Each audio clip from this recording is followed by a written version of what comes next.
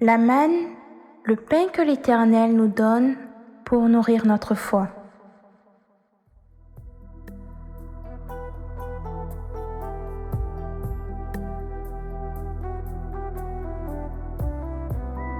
Shalom, shalom, bien-aimé du Seigneur Jésus.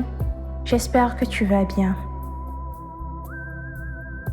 Bienvenue à ton moment de partage de la parole de Dieu.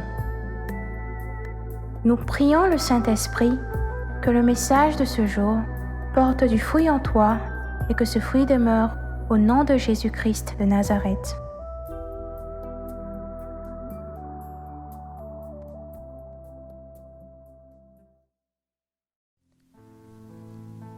Dans le livre de Marc, chapitre 9, verset 35, il est dit : « Si quelqu'un veut être le premier, qu'il soit le dernier et le serviteur de tous. » Ainsi, selon Jésus, la grandeur d'un homme ne se traduit pas par sa capacité à s'estimer supérieur ou meilleur que l'autre, mieux nanti que l'autre, ou sa capacité à écraser plus faible que soi, mais plutôt dans sa capacité à se mettre au service de l'autre, à se soucier premièrement de lui afin de l'aider, de le soutenir dans ses faiblesses et ses incapacités. Comme Philippiens 2, versets 3 à 4 nous le dit, « Ne faites rien par esprit de rivalité ou par vaine gloire, mais que l'humilité vous fasse estimer les autres comme étant au-dessus de vous. Ne cherchez pas chacun vos propres intérêts, mais que chacun songe aux intérêts de l'autre. » Il nous est aussi demandé dans le verset 5 d'avoir les mêmes sentiments qui sont dans le Christ Jésus. Et quels sont donc ces sentiments ?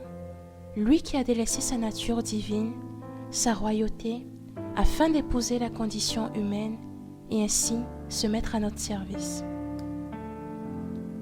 Parmi ces sentiments se trouve l'humilité.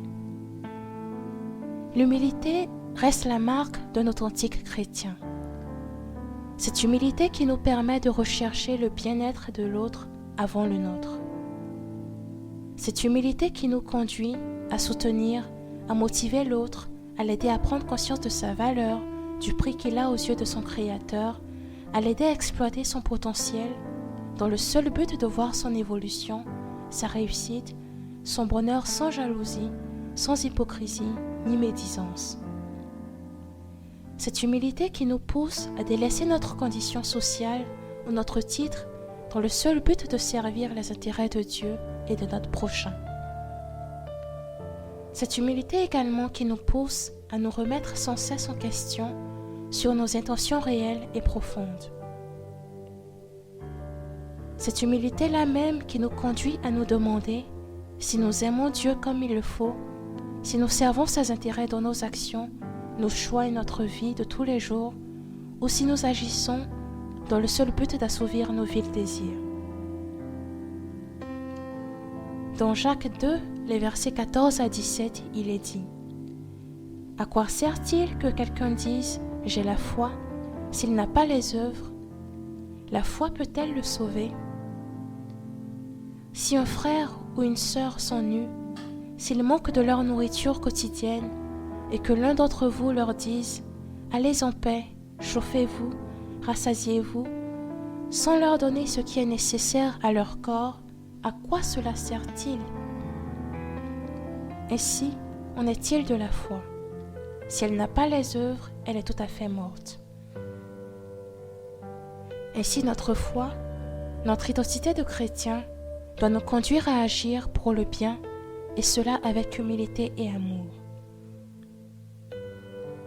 Aussi, de même que la foi sans les œuvres est morte, toute action posée qui ne tire pas sa source dans l'humilité est une action morte, sans intérêt, car l'humilité et la foi sont comme les deux faces d'une même pièce.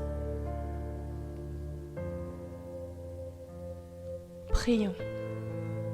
Seigneur Jésus, apprends-moi à vivre et cultiver l'humilité comme tu la conçois, afin que par ma vie, par mes œuvres, mes frères et sœurs puissent te reconnaître et à leur tour témoigner de toi par le secours de la Vierge Marie, modèle d'humilité par excellence. Amen.